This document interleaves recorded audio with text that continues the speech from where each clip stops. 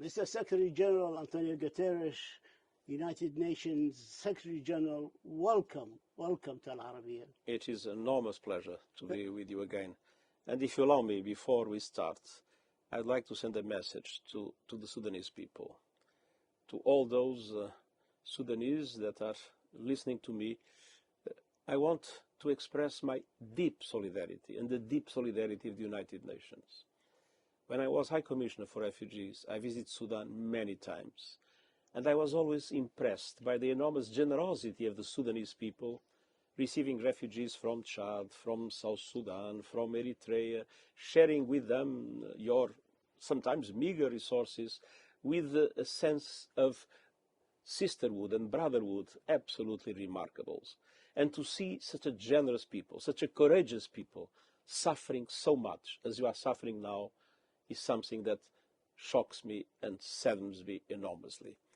And the UN is doing some adjustment of our presence for security reasons, but I want to commit that the UN will not abandon Sudan and will do everything possible to establish as soon as security conditions allow, an effective form of humanitarian support to the Sudanese people, and also that the UNHCR, the organization to which I have belonged for 10 years, is now very active with the neighboring countries to make sure that those Sudanese that cross the border are properly received.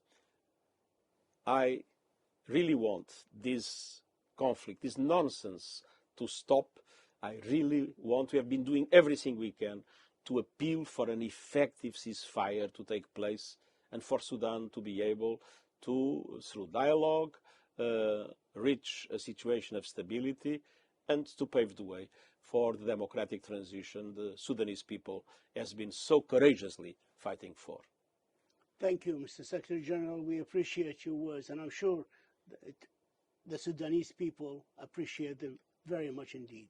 Thank you. The 72-hour ceasefire is not holding. We can see bombing by air and by land. Where do we go from here? You just came back straight from the airport, coming from DC after talks with the administrations. You came to us directly to the studio here, and we thank you for that.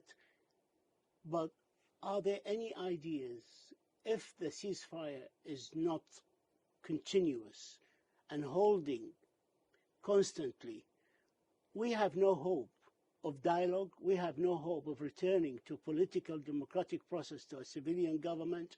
How can we, I heard you appealing to them in the beginning of the program, and I'm sure the Sudanese people heard you, and you have appealed from day one for a ceasefire and for dialogue. How can we incentivize the parties, convince them that it's in their benefit, the benefit of their country, the Sudan, to stop fighting? It's not an easy question. This is the third ceasefire of 72 hours. The first linked to the Head. I remember that myself, the African Union, the EGAD, which is the regional organization, African organization of the area, the League of Arab States, we were all together appealing for the ceasefire. And both sides agreed. But the ceasefire there was a slowdown in the fighting, but the ceasefire did not hold. Then the US has brokered also a ceasefire of 72 hours. And again, it did not hold. Even if there was the possibility to have a meaningful relocation, namely of UN staff. We had a convoy with 1,200 people that moved from Khartoum to South Sudan. And I have to say, I want to thank the parties because I spoke with both, and indeed this convoy was respected. But the fighting is going on with this third ceasefire that is not holding. I believe we need to strengthen the unity of the whole of the international community, working as we are with the African Union, working with as we are with EGAD. The President of Kenya, the President of South Sudan, and the President of Djibouti are ready to go to Sudan, and I think everything should be done to create the conditions for that visit to materialize, to speak with General Burhan, with General Hemeti, to speak also with other important. This is not just Sudan. Is not just two generals. Sudan is a people that has political leaders, that has a civil society, a vibrant civil society, young people, women. So it's important to bring all of them on board. And so I hope that all of us work in order to facilitate this mission of the three African heads of state to see if they can broker an agreement on site with the two. Because the direct contact between human beings is always the most effective way to be able to overcome this kind of dramatic situations. In between, we are witnessing, as you have shown me, bombings that go on. We are seeing people being killed. We are seeing enormous suffering. And Sudan was already very fragile economically. Sudan already had huge humanitarian problems, problems of food security, dramatic problems of food security. So, I mean, this is not acceptable. I mean,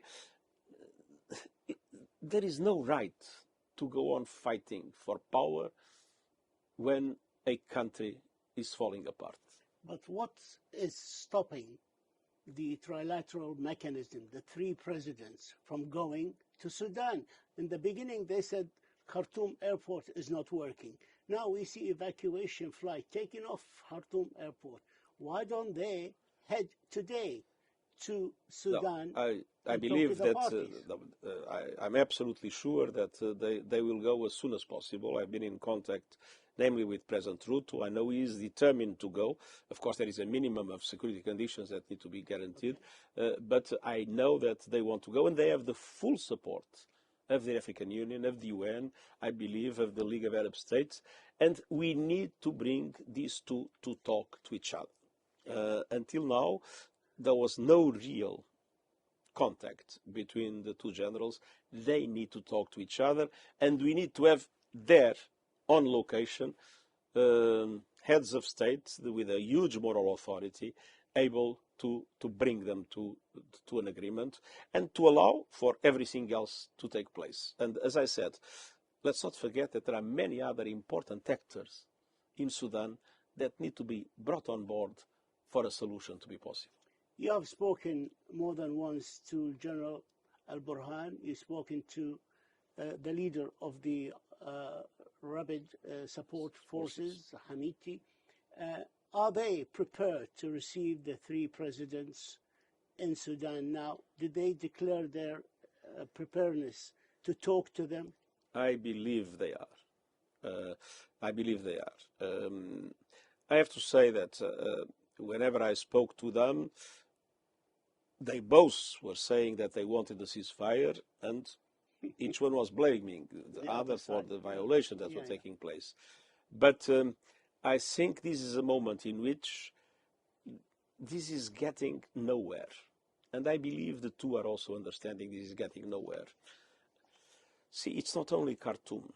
What's happening in Darfur? West Darfur already. What's happening in Darfur is terrible. The society is falling apart. We see tribes that now try to arm themselves. Yes. So, I mean, there is a risk of disaggregation of Sudan. And so these two leaders have a political and a moral responsibility not to destroy their country, destroy the unity and the stability of their country. And the risks now are enormous. The risks of fragmentation are enormous. The risks of ethnic conflicts coming together are enormous. And the risks for the neighbors. I mean, Chad is a country also with a complex political transition. And Chad is very close to Sudan. Let's not forget that all the coups d'etats that were successful in Chad came from Darfur in the past. That's true. Ethiopia is in a very important process of healing. The agreement between the central government and the TPLF, now the negotiations with the Oromo Liberation Army. So again, a country that is struggling to find peace. Libya. South Sudan South Sudan is not yet fully consolidated. Libya, and I'm very worried about the possible interference of mercenaries and others that are in Libya in the Sudanese situation. And it's I make a strong everybody. I mean, let's be clear, everybody. I make a strong appeal for non-interference in Sudan by anybody. And I think it's important that the Libyans understand they cannot be a factor of aggravation of the already difficult crisis in Sudan. And then, I mean, Eritrea, a country also with complex relations with Sudan in the past, Egypt, that is including had some of his military arrested at a certain moment. So, I mean, all these countries need a peaceful Sudan. All these countries need a stable neighbor. The leader and the founder of the Wagner Group has a statement in the New York Times over the weekend saying, "We want peace in Sudan, but the United Nations want blood." What do you say about such a comment? I think it's such a nonsense that doesn't deserve any response. I would like to ask you about the EGAD initiative and for talks in Juba. And there was talk about sending Lieutenant General Shamsuddin Kabashi, representing Al-Burhan, to Juba to start these talks. What happened to these talks? Well, I have not any information on what is happening. The only thing it's my sense of hope. African mediation in African crises has been successful. Even in Sudan, in the past, the agreement was, as you know, brokered by the African Union. Yeah. We have in Ethiopia the agreements that were established in South Africa, again the African Union, with three very relevant personalities, President Obasanjo, the Vice President of South Africa, and President Uhuru Kenyatta, that played an extremely important role in bringing the parties together. In the DRC, initiatives from Angola, the Luanda process, initiatives from the East African community. Again, I mean, there has been very successful capacity of African leaders to heal difficult conflicts. And my hope, and I think they are the best placed to reach an agreement in Sudan. I have no doubt that it's much easier for the Sudanese generals to listen to their fellow Africans than to listen to Americans or Europeans or others. And so my appeal is for everything to be done to support an African-led initiative for peace in Sudan by everybody, all contributing to the same objective. We listened to the Sudanese permanent representative to the United Nations, Ambassador Al-Harith, Idris Al-Harith, talking in the Security Council on Monday in the special Sudan session. And it was obvious from what he was saying, he doesn't want a role for the Security Council, any more meetings on Sudan. He doesn't want resolution or statements. He doesn't want a role even by the United Nations whatsoever. He doesn't even want a role by the Arab League. It was obvious. But they want to solve the problem internally, which seems to be impossible now, or by a mediation by EGAD and the African Union. Is the United Nations happy to play a secondary role, a supporting role to EGAD and the African Union to find a solution? I've always defended that the best way to solve conflicts in Africa is with an African-led mediation. And the United Nations is ready to fully support the African Union, to fully support EGAD in this effort of mediation. Look, I mean, it doesn't make sense to try to be a protagonist. Vanity is something we should forget about. What is important is to have things done. And those that are better placed to get this done are indeed the African institutions. And I think it's the duty of the UN and the duty of the Security Council to do everything to support an African-led initiative to bring peace to Sudan. You said, and I'm quoting you here, I'm reading your words, the conflict risks a catastrophic conflagration within Sudan that would engulf the whole region and beyond. How real is this prospect? Well, look, you have now refugees fleeing Sudan to Chad, to South Sudan, to Ethiopia, to Egypt, even to Central African Republic. I mean, the conflicts in Darfur are always a threat to the stability in Chad, as we all are aware in relation to the past. We know how sensitive was the relation between Sudan and Ethiopia. Remember the problems of the border. These questions are very sensitive. South Sudan, South Sudan has problems not yet solved with Sudan. Abyei is not solved. No. So it's absolutely essential to avoid any kind of destabilization that the conflict inside Sudan can create in its neighbors. I'd like to move to the humanitarian side of things. I've seen actually a couple of tweets from your Undersecretary for Operation and also Undersecretary for Safety and Security, thanking the Kingdom of Saudi Arabia for helping with evacuating United Nations workers in Sudan. Are you continuing with evacuating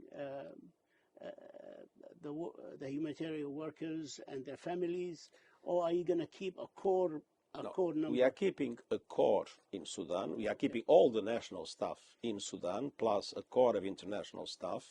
We are creating a new hub in Port Sudan to have more capacity to direct operations inside the country, as Port Sudan is in a peaceful situation, as you know. And what we did was an evacuation of non-essential staff and families. And we did also of international NGOs and other NGOs and also of other missions. There was a convoy of 1,200 people that went from Khartoum to Jeddah. And I would like to thank all those that have helped. There was a French frigate that has brought people from Port Sudan to Jeddah. There was a French. The most difficult situation was Al-Fasha. And there was a French plane that brought people from Al-Fasha to Chad. Others have cooperated, countries of the region, security officers of different countries. I came from Washington, where I also recognized what their security officers had done to support our operations, and the same has happened to many, many other partners. So there has been a very important sense of solidarity. I'm grateful to neighboring countries for the way they are receiving the refugees from Sudan, as they have done in the past several times, and let's hope that this will be a short period of asylum, that they will be able to come back as soon as possible. But there has been a lot of international solidarity, a lot of countries helping each other in this. I think that we need to recognize there was a lot of international solidarity, and I have to say, in my contacts, both General Buram and General Hemeti have been positive in helping us do in safety our operations. Do you have contingency plan? Does the UN have contingency plan to help the millions of Sudanese who are in dire strait, in dire need for humanitarian aid, life-saving humanitarian aid, if there's a real ceasefire? We have contingency plans. We are ready to upgrade our capacity to deliver. But I will have to say, we were taken by surprise. We were not expecting this to happen. And I have not yet found anyone that was expecting this to happen. Even the day before, there were events that took place as if the situation would be normal. And I must tell you, I ask myself why this has happened and why this has happened so suddenly. And I ask myself whether or not, beyond the two protagonists, there are sometimes others, third parties, that might be interested in provocations. Because this came in a moment in which we were very close to reach a solid agreement for the transition to a civilian government. So maybe there is more than a simple fighting for power between two generals. Maybe there are others that are interested in sabotaging. It's the first time I see you suspicious. Really suspicious. I think that there might be others interested in sabotaging the process of democratic transition that was taking place in Sudan.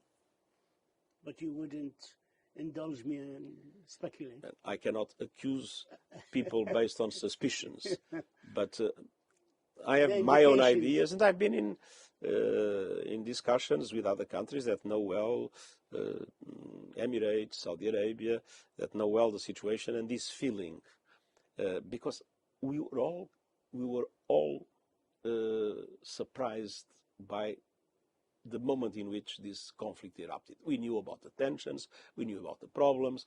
We are talking of a country with two armies. A regular army and militia. A mixture of.